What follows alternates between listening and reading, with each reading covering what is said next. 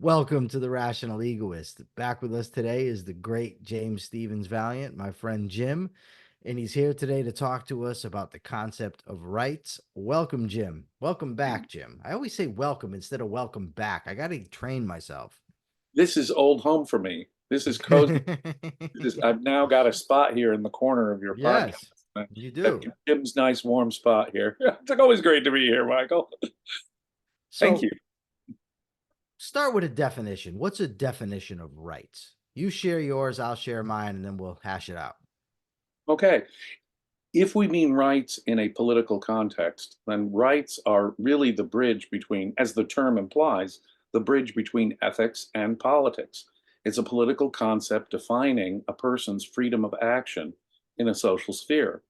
And their moral freedom of action. What are those limits? What can you do? What can't you do? What are you free to do? Rights are a definition, in effect. However, there are different approaches to rights, and I'm sure we'll get to that. But in my view, the political concept of rights is a concept defining the proper moral sphere of your freedom of action. Okay. I just go with the dictionary on this one. Right. So, and I did so much in so many dictionaries, including Samuel Johnson's on this when I was researching it. And it doesn't contradict your definition. So, I mean, it fits, but a right is a just claim or a moral claim to something. So, in the context of what you just said, I would say it is a moral claim to the freedom of action or a just claim, which is basically just because if you're going to say just, it just is a moral concept, anyways. Right. I So, was giving the political. I was focusing on politics there. As I said in my first comment, there is a broader concept of right and wrong, and I can say that someone's action was right and wrong without respect to the law, without oh, respect. no, no. Yeah. Yeah. A And moral so claim, right and though. wrong are, and this is a very important point to make. Right and wrong are the action version of good and bad. So if I say something is good, right? The action that corresponds to good, to getting the good, is the right. The Yeah. action that corresponds to right. But a right is different than saying it is right. Now that's I think now invoking a political thing. I have a right to freedom of speech. Sure. I have a right to medical care. Sure. And I We would can say that talk that's a about political. moral claim. That's a That's right. moral claim to those things. It's a moral claim in a political context. Sure. But And I I mean, would the go, concept of being right in the moral sense is a broader one. sure. And I would say, and we'll get to this, that there are many, many instances where one has a moral claim to behave immorally. What I mean by that is I have a right to do things so long as I don't violate the equal rights of others, even if those things are objectively immoral. I would say drinking myself into a stupor, for instance. I have every right to do that. Nobody has the right to stop me. But nonetheless, I would say it's ethically wrong. Yes. That is why I would make it such a keen distinction there. It is a moral concept, but a moral concept when placed in the political context, it takes on a very specific meaning. My right vis-a-vis everyone else to stop me. And so it's a social or political context in which most people will say, I have a right to drink myself into a stupor, or I have a right to freedom of speech, Right. or a right to medical care. It's in that context we say, I have a right to. And but that depends. What we're saying here is that our political concept of rights is dependent upon a deeper moral foundation. Right. Our moral foundation is what's going to shape our concept of rights. And so, depending on your view of morality, you will have either no view of rights, you'll deny that there is such a thing as political rights, like the famous philosopher Jeremy Bentham. He said they were nonsense on stilts. And for various reasons that we can get into the critiques of rights as such, as a political concept. But if you do believe in rights, it will be dependent upon your view of ethics. And if you deny them, like Jeremy Bentham, it'll be dependent on your deeper views of things in epistemology and ethics. Even in his case, it is. So the politics is very much dependent upon more basic philosophical ideas. And as I say, rights are sort of the bridge between ethics and politics. That's how certainly Ayn Rand understood Sure. it. She Sure. understood good and bad in an objective sense. She had an objective theory of morality. For her, the good was an aspect of reality in relation to human life, the needs of human life. I say this is good because it is good for my life as a human being. I say this is good because it's good for people. I say it's bad because it's bad for human life. Life for her formed the objective standard of good and bad. And Right. it's a simple factual relationship, like health is. If I say vitamin C is good for you, I'm basically using life as the standard in a medical context, even, but specifically in a medical context or an engineering context, it would be right to use certain structural materials for this kind of a bridge. It's, well, will the bridge stand, function, or will people die when they try and cross the bridge? We say it is good because of the relationship it bears to the needs of human life, according to Ayn Rand. This is so for political rights. When we bring good and bad into a social context, we say, what is good and bad in relation to my freedom to do things in relation to what other people can stop me from doing? So can someone rob me? Can someone kill me? Is that their right to do that? Or do I have a right to live? And if I have a right to life, does that mean I have a right to do all the actions required for living? Or does it mean I have a right to food? Right. Since I have a right to food, you got to provide me food. And so depending upon your morality, your concept of rights will be different. And today you have competing ideas of what rights are. Are they positive things like a right to medical care? Or are they just like what you pointed out, a negative thing, a right to be left alone, even if I'm killing myself, even if I'm not acting good, even if I'm not acting right in the broader moral sense? Do I have a political right vis-a-vis other people? Can they stop me? So in the political context, it defines your freedom of action vis-a-vis other people. Make See sense? that? Yes, and there's just so much confusion around this term rights because people employ it frequently without, it seems to me, grasping the connection that it has to ethics. Right. Even though I think it's probably implicit in their ethical view, however confused that may be, they don't seem to understand it. Now, like for instance, you could have a right that the government grants you your right to your Medicare or your whatever.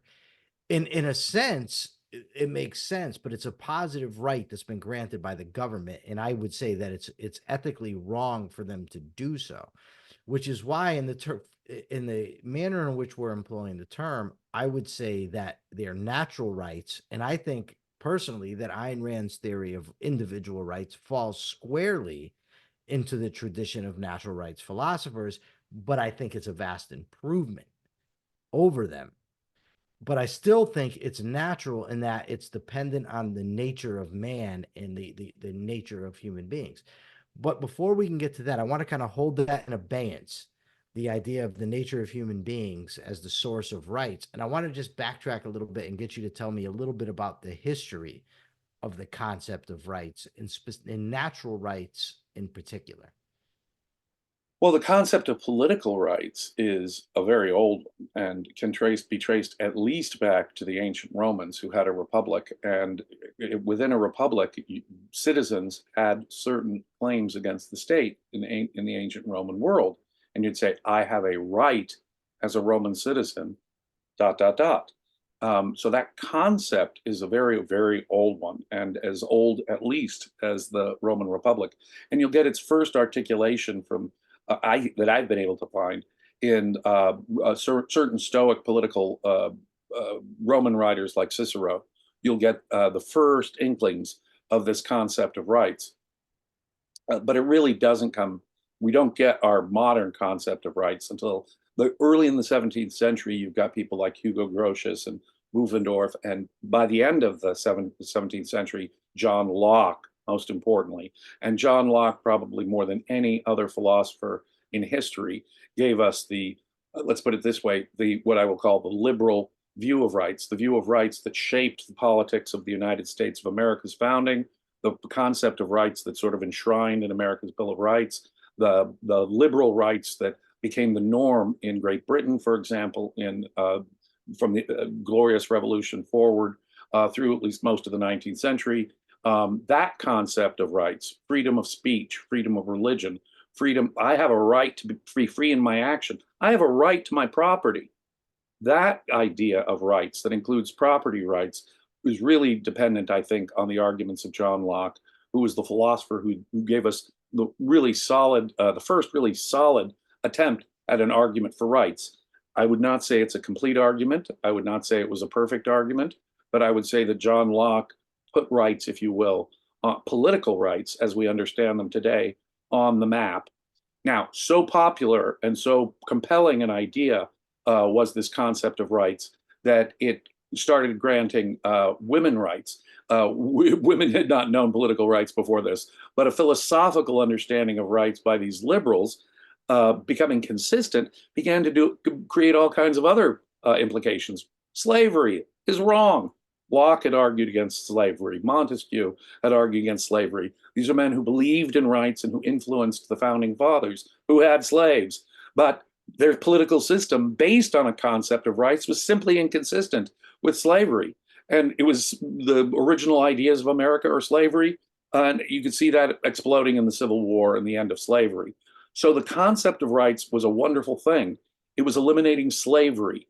It was giving women legal rights, a degree of equality that they'd never known before. And because of the popularity of rights as a concept, the left stole it and began to say, hey, you not only have a right to freedom, to be left alone to pursue your life, we also have positive rights, rights to a decent wage, rights to, and if you look at the Democratic platform, Ayn Rand did an article on it. I forget which year it was. The Democratic platform of 1960 or 1964 or whatever. The right to a decent living, the right to medical care, the right to an education, the right to. Well, wait a minute here. If you actually have a right to stuff, as opposed to rights being defining your freedom of action, then what you're claiming is the right to someone else's effort. Right. There's no such thing as beer doesn't rain down from the sky and manna doesn't fall into our mouths from the sky automatically. The values we need to live have to be produced. Someone's got to produce them. They're the product of thought and physical effort. And if you say, I have a right to food, I have a right to not starve to death. Well, who are you saying now has the obligation to produce the food that you claim you have a right to? And so you'd think, well, geez, if I have a right to life, don't I have a right to food? You have a right to obtain food. You have a right to create food if you want to go into the farming business, or you have a right to do something else that'll produce a value where you can trade in voluntary trade with someone who does produce food. You don't have a right to the food. You have a right to take the actions necessary to acquire food. A very radical difference between what we call negative rights, which define, again, your freedom of action vis-a-vis other people, versus the right to stuff that other people have got to make, stuff that other people had to think of and create and produce for you to have. I do not have a right to the product of your labor, Michael. That would be, in effect, my saying, you're my slave. I have a right to enslave you to the degree that my needs, my rights, are not being satisfied. No, properly understood, no rights are in conflict with anyone else's rights. Now, that's another issue we can talk about, this breakdown of discrete rights as opposed to seeing them in a unitary fashion, in an integrated fashion. But more to the point, if I claim I have a right to something, to stuff, then what I'm claiming is the right to enslave someone else at the end of the day, to violate their freedom of action. Indeed, the way John Locke understood it was, if I have a right to the product of my own labor, and if someone takes away from me the stuff that I make myself with my own work, they have enslaved me. So going straight, and he didn't put it quite this way, but I'll do it for John Locke. We really have a choice: individual property rights or slavery in some form. Slavery in some form. And any notion that says that there's such a thing as a positive right to some object or value or thing is, in effect, a violation of the whole idea of rights as Locke understood them, right? Because it would mean the right to enslave someone else to get the product of their labor. I think Franz Oppenheimer, I think in the early 1900s, made the point that you just made, where he said there's two ways in which people can live: the economic or the political. And the political is basically by having politicians steal people's stuff, and the economic, of course, is by earning it. But real quick, I just want to say it's interesting that the two things that you cited that don't rain from heaven. One, you mentioned manna, which of course is from the Bible, the story of the manna raining from heaven. So I understand that. But what made you refer to beer? Like, where did beer come into the equation? It's a cliche metaphor. It really is. I wish beer rained from the sky. I wish. I've never heard that. It's an old one. Okay. You can plug in your favorite beverage. Okay. So with Locke, we have, in my view, and you're right, the concept of rights and natural law goes back, as far as I've been able to find it, to the sophists in ancient Greece. But the first that I've seen actual statement of rights as far as life, liberty, and property, and an argument made for that formulation, was given by Locke. He, of course, references the judicious hooker, but I don't know who that is. But so that's the first statement of Locke. But the problem that I find with Locke, while I find his statement excellent, and I think that it's largely accurate, is he doesn't even tie it to a broader ethical theory. He just states it starting with politics. And he even in some points talks about the rights, coming from God, I believe. And Frederick Bastiat in the 1800s, I think in 1849 or 1848, was phenomenal on the topic, but did the same sort of thing where he doesn't tie it to a broader ethical theory. And that's what is needed. And for the first time in history that I've seen, again, I haven't seen every philosopher, so maybe somebody else did it. But the first real statement of tying the concept of political rights to a broader ethical theory was done with Ayn Rand. Or not with her, she did it. I heard, yes. Yes. And given that the basis of her morality, ultimately morality, the reason we have morality, if I had to sum it up, I would say the reason that we have an ethics is because human beings have free will and need to learn how to use it. Right? Because of that, we need ethics. That's why other animals don't. They don't have free will. They don't have to learn how to use their conceptual or their consciousness, and ours happens to be conceptual. So the root of rights ultimately is the conceptual faculty of human beings. Now, that's a streamline, of course. I mean, there has to be a large elucidation. But first of all, would you agree with me on that? And if so, could you do a little elucidating for us? Sure, I absolutely agree with you. John Locke was a Christian, and so he really was stymied in one sense. Christianity is not friendly to the concept of rights. Christianity is about sacrifice, and it's not about this world and succeeding in this world at all. And so when he's arguing for rights, John Locke is sort of assuming a philosophy that is positive. You can hear it in the way he argues. Well, if people are to succeed, if people are to be happy, if people are to thrive, if people are to, So coursing throughout his argument is a very unchristian love of this world and an implicit argument that rights are consonant with people's success, happiness, thriving, and so forth. So he doesn't say it out loud, but he is saying, and by the way, the American founding fathers who were deeply influenced by John Locke, and you can really read it, especially in the Declaration of Independence, governments are instituted among men to protect rights, just like John Locke said. And if governments become violative of those rights, we have a right to overthrow the government. And these rights include the right to life, liberty, and Locke would have probably said property. They say the pursuit of happiness. Now think about that. Implicit is a kind of egoism there, isn't it? That rights as we understand it are the conditions for human happiness. And the right to pursue, not to be happy, not to get the end result, but the right to take the actions that are required for you to end up being happy. So your right to life means your right to liberty, and your right to liberty is all about doing the things that'll make you happy, is the implicit philosophy there. Now, the reason why that you didn't have a decent defense, a moral defense in terms of ethical foundations, is because that's egoism. Individualism and egoism, I believe, are the necessary moral foundation for an understanding of liberal rights as John Locke and Thomas Jefferson and Frederick Bastiat understood such things. Does that make sense? Now, Yes. develop the idea of rights. You're absolutely right. It is a conditioned on us being conceptual animals and possessing volition as part of that. Let me give you an example. If I were to talk bird talk, and I was to talk to a flighted bird, I would say, Mr. Bird, you have a right to fly.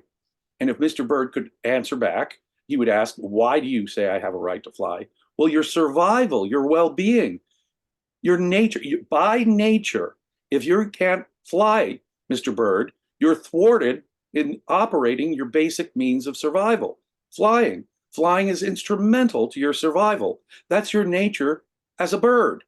And if someone were to come along and prevent you from flying, it would be wrong. It would be against your nature. It would be violative of your right to live, because you're not allowed to exercise the actions that your nature require you to take, i.e. to fly. But of course, birds are neither conceptual, so I couldn't have that conversation with Mr. Bird, nor are they volitional creatures. They simply act in accordance with their nature and survive and thrive, or something prevents them from doing so in nature, and unfortunately they don't thrive or survive. Humans are not like birds. Humans have to come to understand the conditions that their life requires. They have to engage in scientific enterprises, the discovery of knowledge.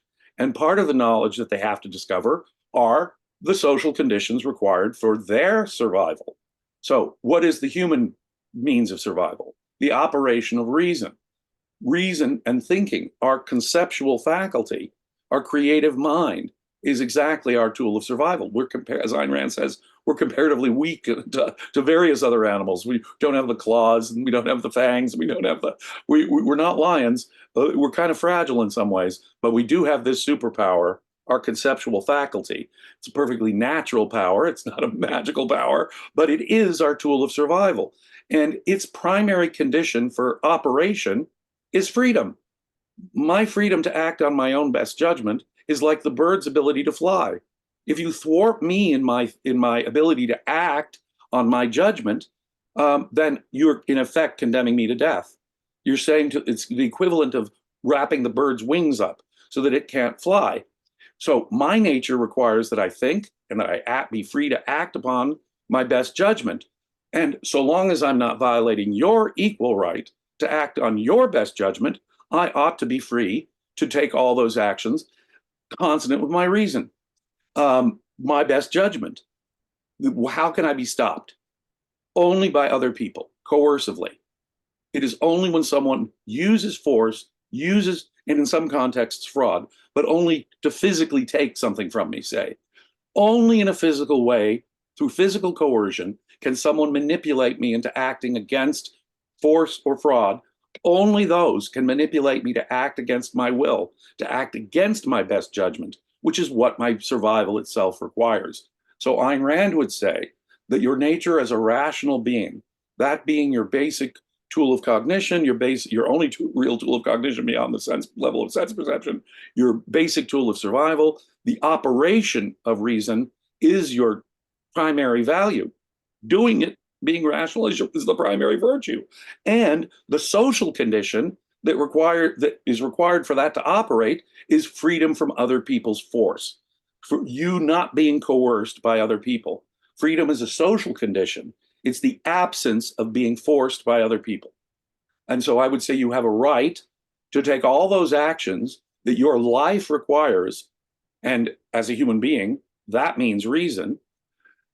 But you see, reason is a faculty of the individual. people will have differences about their judgments. Being a faculty of the individual means that the product cannot be forced. You can't force a mind. I either really believe it or I don't. And you can't, and to force me to act against my own best judgment is the very nub of the problem we're trying to get rid of here, right? Yeah. We want you to survive and thrive.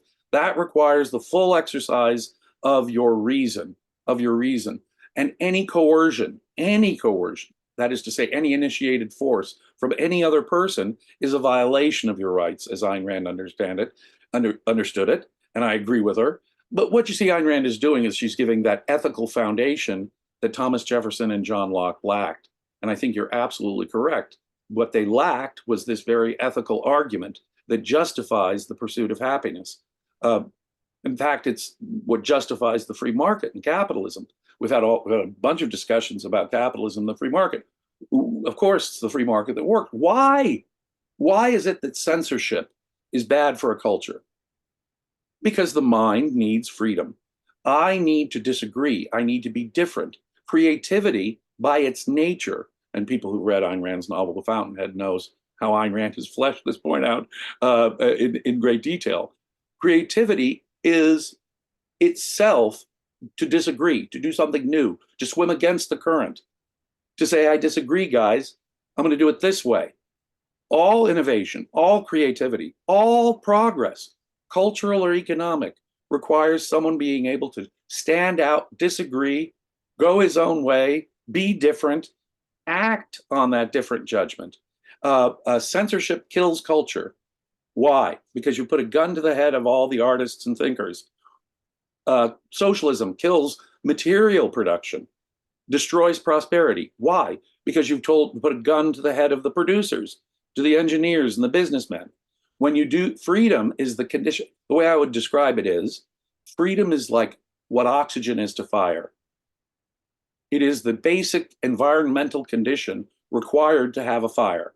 If you want progress, cultural or economic, the basic social condition is freedom. The more oxygen you've got in the environment, the greater the fire, the bigger the progress, and the greater the oomph we can get out of it. So freedom, the freer a society has been in history, the more prosperous their economy. The freer a society has been in history, the more vibrant their culture, the more creative their artistic sphere. And there's a human achievement and human freedom are directly related to one another. And so again, you see, it's like wrapping up the bird's wings. What we need to do is we need to. I'm glad you brought up the bird. Yeah. What I want to do. The bird is not volitional. The bird is not conceptual. But no. we have to discover the conditions. Yeah. The social conditions that are required, that are consistent with our own survival. That's key. I've gotten into a few discussions and debates lately about people who have claimed to me that the objectivist validation of rights is deductive. So I want to go through just a little bit to demonstrate that it's not. It can sound so during polemics because we're referring to words and concepts in order to make a case. But if we look at how these things are formed to begin with, what we would see if we were to take a step back and examine human beings behaving, we would see that human beings, and also with introspection, that human beings, we don't know things automatically. We have to choose what we're going to do. We have to discover or learn, and then discover, further. We learn as children, and then we discover more and more what's best for us, how to survive, how to relate to other people. So when we're doing that, we see some strategies work. And by work, I mean they operate to the benefit of the person acting, and some fail. Now, as we do that, we develop a concept. Well, what is this? What's different about this that's different than the bird? Well, the bird doesn't have the freedom of choice. The bird also doesn't have language. He can't talk to other birds about this is mine, this is yours, that sort of thing. His behavior is basically automatic. So what is the difference? What is the distinction? And when we see the distinction amongst humans, we now label that ethics or morality, meaning what is it proper for a conceptual free being to do? So when you look at, then you to do a little deducing here, and then I'll validate it the other way. If ethics, or if rights rather are a moral claim to something, this can only apply to a moral being, a being that is a conceptual free being. And if I have, if my life is the standard of value, as you said, the way that I look at it, I must have a claim, a moral claim to that which is the source of morality to begin with. And freedom, like you said, I have to have a right, not just to do what's right, but I have to have a right to the very freedom of thought and action that you talked about. So that's why I have to do things that are ethically wrong, as long as I'm not violating somebody else, because I must be free to make that choice, right? But so let me just back up. So now if we say, okay, we look at a human being and we say, through a long chain of reasoning that I'm not going to go through, but we come to the conclusion that the initiation of force is wrong, right? It's unethical for a conceptual being to initiate force against other conceptual beings. But there's other conceptual beings in the environment, right? And I cannot guarantee that those other conceptual beings, however wrong it may be, are not going to initiate force against me.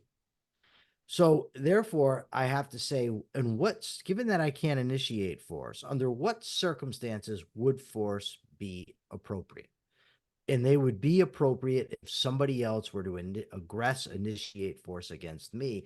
That is just the flip side of saying I have the right to do something, means I have the right to use force to defend myself if somebody tries to stop me. Right. So that's how I look at it. And rights, while I would say it's an ethical political concept, in some ways it's pre-political in this sense, is that rights form the basis for the proper political society, meaning they're there prior to the formation of the government, of the state, of the political entity, and form the basis on which that can be formed. So while you'd only ever discover them once human beings are in some sort of community together, interacting with one another. We would have to identify them as facts before we could form the state. And that's why, in my view, they're natural. They stem from the conceptual nature of man when he has to interact with other conceptual beings. Well, anytime there's law and government restricting people and regulating their behavior, it presupposes a sort of legitimacy on the part of the king, the pharaoh, whoever is issuing this right or this order. And he's in effect saying this is right because of whatever the legitimate, I represent the gods, or this is the only way to organize our society. So you're going to be the slave here and you're going to be the priest there, you see. And we have politics long before we discover what the proper limitations and sphere of law ought to be. That long consider the reason why I know rights are not deduced. One hint was that Locke was a Christian and had no moral foundation for it, and yet he could say, "Wait a minute here, people are happier and they thrive and they're more prosperous." You know, Adam Smith, decades after, the better part of a century after John Locke made this argument, was himself mystified by, you know, when people are free to pursue their own self-interest, it's really an astonishing thing that the well-being of the community is best served. Everyone's better off when individuals are allowed to pursue their own selfish. To him, it was a paradox. To him, it was an invisible hand, some kind of magic that needs to come through. But anyone could still observe with their own eyes that freedom was what allowed humans to thrive and prosper. Everyone with their own eyes could see that the slave was less motivated than the non-slave, that the person who's creatively free is more creative as an artist or a scientist. The person who is free to act on and build something and trade is the guy who's getting rich. And because he's providing a value, an actual value to people, like Edison's light bulb or Henry Ford's cheap automobile, etc. Of course, rights are inductively discovered because it has taken us centuries to discover the relationship between freedom and human thriving. And that is an observational, inductive enterprise. And people got to the concept of rights long before they got to the correct moral foundations for it.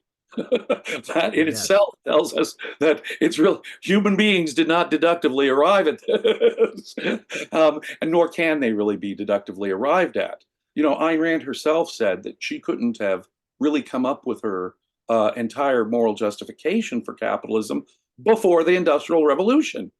Before the Industrial Revolution, when the role of reason in human survival and thriving became quite apparent. You know, back in the old days, progress happened so slowly. You know, you went from the candle to a gas lamp over generations, so that people really couldn't see reason shaping their lives. Once people had enough freedom, the first wave of the Industrial Revolution, suddenly innovations were happening left and right. The mind was transforming the world. There was new technology, new science, new medicine, new aha. And so people could observationally conclude that there was a relationship between freedom and human thriving and prosperity. Ayn Rand herself said that it was the lesson of history that made it clear to her that reason was human's basic tool of survival, and I can prove it to you with history. And wait, that's part of her foundation from which you would say she's deducing these rights. No, no, no. It was a matter of historical observation, even on Ayn Rand's part, to understand the relationship between reason and human survival. Which, when we turn back around, we say, well, wait, if reason is human's basic tool of survival, then the conditions for the operation of reason must be human rights, individual rights, based on human nature. So no, it can't be deductive. You can't deduce it from, you know, A is A or something. But I could put it into an argument, and that's the whole thing. You know, like Aristotle said, once you've mastered the subject, you've got the basic principles, you can turn back around and it looks like it's a deductive argument all the way down the chain. And that's the test for whether you've really systematized your ideas properly, not where they come from initially. So I agree with you. You can't simply use logical deduction to get to rights. They are a reality. They are a reality. When someone shoves a gun in my face, they are thwarting my ability to live. When someone forces me by a law to do something I otherwise would not have, they are to that extent enemies of my happiness. And that's how you have to see it. It's a reality that we're talking about. And the reality can become starkly clear in very vivid ways. Look at 20th century totalitarianism. Look at the failure of socialism over the last 100 years or so. These are humans. If you say to me, humans don't have to discover, and these aren't real scientific discoveries, I would ask you to look at history. I would ask you to look at the horrible stagnation and impoverishment, even when socialism is adopted democratically and peacefully. And when it's not, when you've got things like communism and Nazism and forms of socialism are being imposed by force from the top, you're talking about millions of people slaughtered. So we're talking real facts here. Rights are a scientific reality, just as the principles of physics are, and they have consequences. If I were to ignore the principles of physics, my bridge would not stand.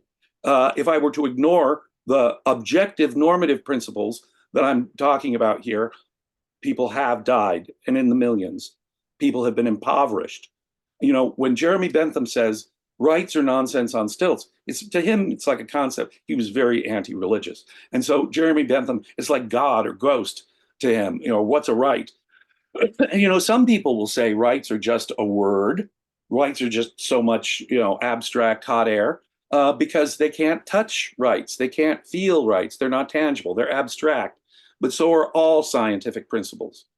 And if someone were to say, well, where do these rights things come from? And I make my argument and I tell them how it's life and death in reality, and they still don't get it, then of course, that's like ignoring physics when you're building a bridge. So one, you could say that rights are too abstract and I just don't get abstractions. And there are philosophers who attack the conceptual level. And if you do, you're never going to get to the concept of rights. If concepts can't be real, if high abstractions are just not real to you, then of course, for Jeremy, as they were for Jeremy Bentham, they'll be nonsense on stilts. Let me give you one more and then I'll let you go. If I believe that ethics is subjective, if like David Hume, I think I can't get an objective ought from a factual is, that there is no scientific basis. And what did Hume think? Ethics really comes down to feelings. Ethics is really just assertions, emotional assertions on the part of people. They're asserting their prior desires, preferences, biases. Those are sort of given. Those are sort of given. If you think of rights as simply a subjective assertions in that way, then of course rights are a total myth, and it's just your preferences for things over my preferences for things. No, obviously emotions themselves are automatized value judgments. It's a kind of circular argument anyway. If values aren't objective, then none of my emotions can be justified. My anger at Adolf Hitler is no different. Or Yeah, critique. They can't be justified or yeah. critique. They're just whatever. They just are, Well, right? see, that's exactly the point. So if you reject the objectivity of morality, if you reject the objectivity of concepts, then you necessarily reject the objectivity of rights. Well stated. Now, you made a good point there about you can't touch rights. You can't see them. You can't feel them. And some people think this is a valid critique, but the concept of rights denotes a relationship, right? A relationship among conceptual beings in a social context. So does friendship, right? Is friendship not real because I can't grab it, I can't touch it, I can't smell it? No, of course it's real. It denotes the relationship between people. So does love, so does marriage. There's a lot of concepts that we have that are nonetheless real because it doesn't matter that you can grab them or see them because of what they're denoting, what they're referencing. If I said to a physicist, gravity is just an abstraction, sure, I see that fall. Sure, I see that fall. I go into outer space, I drop, it floats away. Wait a minute here, your gravity thing, it only pertains to Earth. Now you're going to try and tell me that somehow it's connected to mass, Mr. Newton? Oh, it's just a bunch of abstract hot air. Science is just as much empty, invisible hot air as ethics or politics is. People in ethics and politics, though, are used to having some kind of authority, religion or something. And so people will often say, and Ayn Rand directly answered this, who's the final authority in ethics? Well, that makes no more sense than asking who's the final authority in physics. All such understanding is an individual phenomenon. The knowledge of either physics or ethics is in individual minds. It's the same. It's the level of abstraction may make it hard for a simpleton to understand, but that doesn't make it less real. Gravity can be shown like this, just like rights can be shown by comparing the results in communist Soviet Russia versus, say, the United States. Now, before I let you go on this, I want to just touch on something, and that's Murray Rothbard. Now, you knew Murray. You're well read in Murray Rothbard. And although it might piss some of your fellow objectivists off, you actually think he has added some things that were good, notably his book, What Has the Government Done to Our Money, which you thought was great. But it seems to me that when it comes to the concept of rights, he starts at self-ownership, right? He just postulates it without tying it to a larger ethical theory. So he makes the whole enterprise political about politics. In his book, The Ethics of Liberty. That's what I was going to ask you about. I want you to just explain that.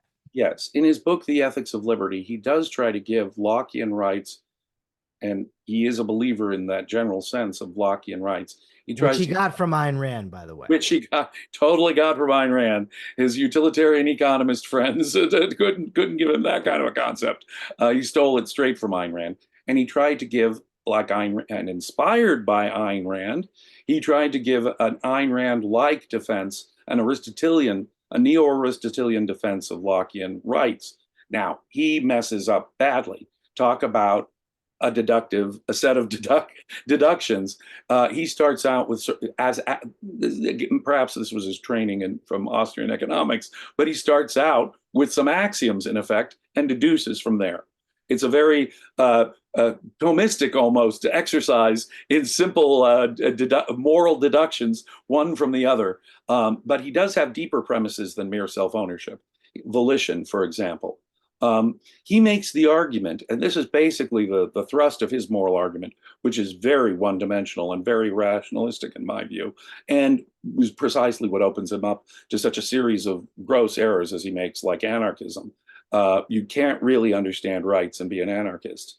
Maybe we can do another show someday on that. Sure. But he makes an argument that political freedom is necessary for ethics at all. If I've got, Ayn Rand makes the point, morality ends at the point of a gun. Once someone forces me, I don't have choice. Choice is, as Aristotle pointed out, the precondition for moral evaluation. I can't blame you for being a human being living in the 21st century. You didn't have a choice. You can't blame you for being, you know, a white guy in America.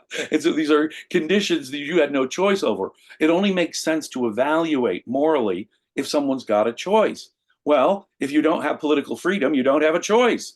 And so the thrust of Murray Rothbard's argument is that political freedom makes ethics possible, because only with ethical agency, the ethical agency of political freedom, can people even start out being ethical. You can't evaluate them as good or bad at all if they don't have political rights.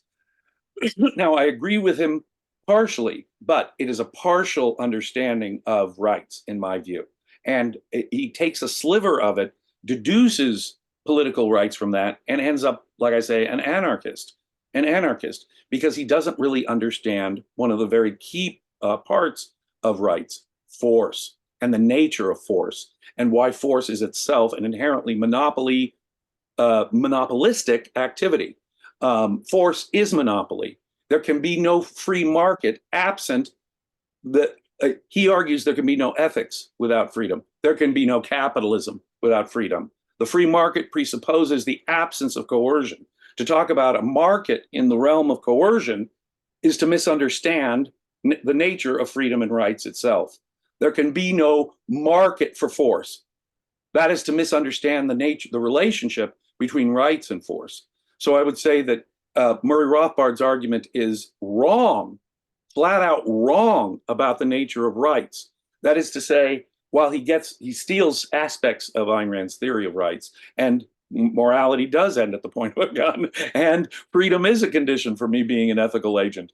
I agree with all of that. On the other hand, there can be no market in force. A market presupposes freedom. See, I actually disagree with that. I'm not going to say I disagree with her. I disagree with him that you can't have ethics without political freedom. And this is what I mean.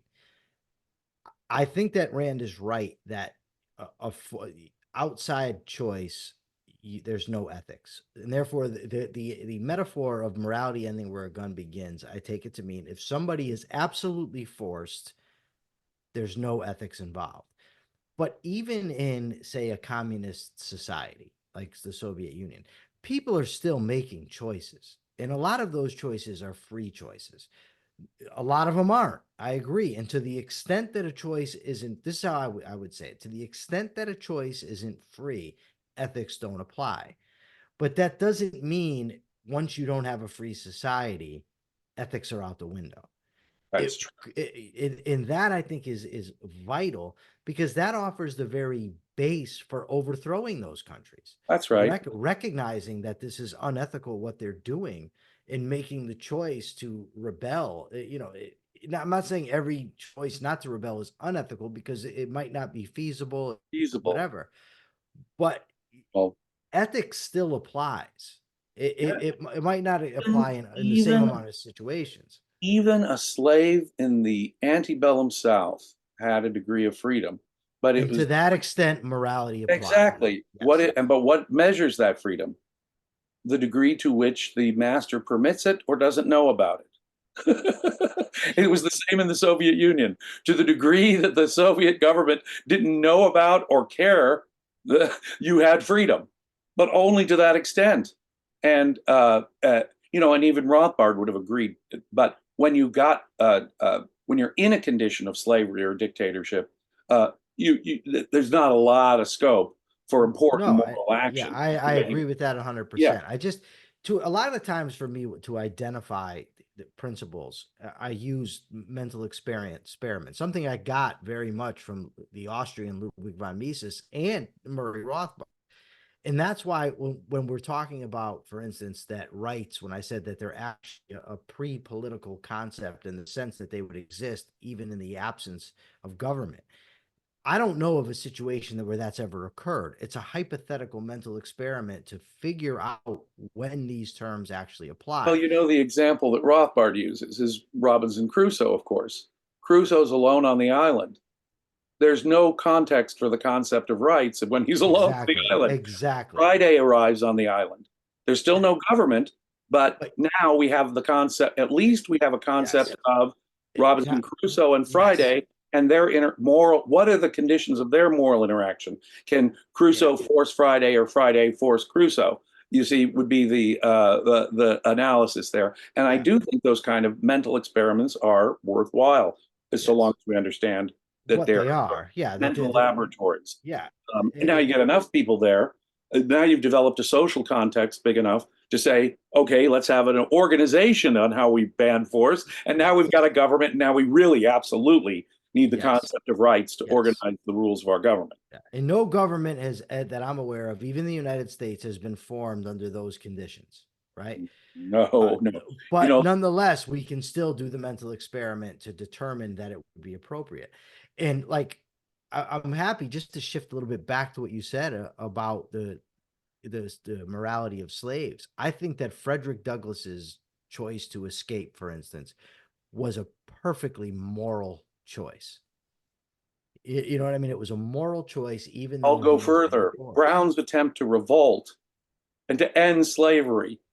Now, I know, and there will be people, there'll be Confederate defenders who say, well, but in Brown's revolt, women and children died. Yeah, well, he was a slave. Are you talking about, hold on, you're talking about Nat Turner.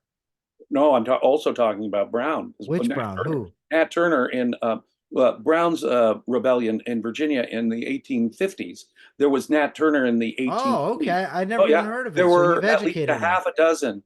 There were at least a half a dozen anti-slave rebellions in the antebellum South that were all crushed brutally after Nat Turner. That's when they passed a lot of these slave codes. The one you're referring to, they passed slave codes that would make slaves illiterate by law and wouldn't even allow them to congregate in their own churches. So when you're under those kind of conditions of oppression and slavery, you have a right to violently overthrow the government that's doing this. So whether it's Nat Turner or any of the other half a dozen slave rebellions that occurred in the pre-Civil War era, those were the good guys. The slaves attempting. Now, the fact that the white slave owners could ruthlessly crush those slave rebellions, look, it took people, and this is what's really interesting about this. The slaves in the South could not do it. They tried. They did not have the political, and the strategy of the slave owners was so insidiously evil. They kept them illiterate. They separated families. They prevented them from congregating, even in churches after the Nat Turner Rebellion. That was so ruthless, it made slave rebellion nearly impossible. It took an outside force, the Union Army and the government of the United States, to come in and destroy slavery. It took Sherman cutting a pathway, scorched earth policy through Georgia, literally decimating a major section of the Southeast, to crush the institution of slavery spiritually, economically, materially, and it took an outside moral force. And it was a moral force that did so. People coming to the idea that slavery was morally wrong and intolerable. Had people in the North said, oh, yeah, well, let's just let the people in the South keep their slaves, there might have been coexistence. There might have been, for all I know, slavery it existed well into the 20th century. I'm not sure. I don't know. That would be an economic and political crystal ball I don't have. But on the other hand, what I do know was that it was the moral opposition of people, the majority of the people in the United States, to slavery, which is what finally brought it to an end. Abraham Lincoln transformed the Civil War, which was really just to keep the Union together at first. He said, if I could keep the Union together and keep slavery, I would. But when it looked like an all-out war, he converted it into a crusade against slavery, on behalf of the original American ideals that all men are created equal. And once we say that, then, and it was, in my view, the original concept of rights, as articulated by Thomas Jefferson and before that John Locke, was simply inconsistent with slavery. It was slavery or everyone else's conception of rights. all these free white folks in America. Your conception of rights is dependent upon making sure everyone equally has those rights. And the Union could not, the house divided cannot against itself cannot stand, said Lincoln. But it's true, in this kind of moral fundamental, it could not stand. And slavery was destroyed in America for moral reasons, because of a moral argument based on the rights that created America in the first place, is the way I would put it. Because of the nature, the extent of the brutality of Southern slavery, it needed to be overthrown by military conquest. Jim, how old are you? 60. Okay, so 70 years ago, Jim Valliant was born, and I'm very happy he was. Thank you brother. so much, Jim, for a great discussion. I love your passion, and I'd love to talk. So I love you, and I love talking with you, my brother. We'll have time. We're gonna explore a lot of the innards of the discussion that we had today. I'd really like to talk about the anarchy thing that you mentioned, the rights not being anarchy not being consistent with the concept of rights. But for now, where can the folks find you? Well, I'm on Facebook, social media almost every day. I do regular podcasts for the Ayn Rand Center UK. And if you're a member and a paid subscriber, you get all kinds of special stuff. I'm doing a course on American constitutional law, the history of American constitutional law, but only if you're a paid subscriber at the Ayn Rand Center UK can you do that. I'm continuing in our analysis. We're just finishing up on the history of philosophy up to Marx on Sundays for them too. But I do podcasts that are available to anyone.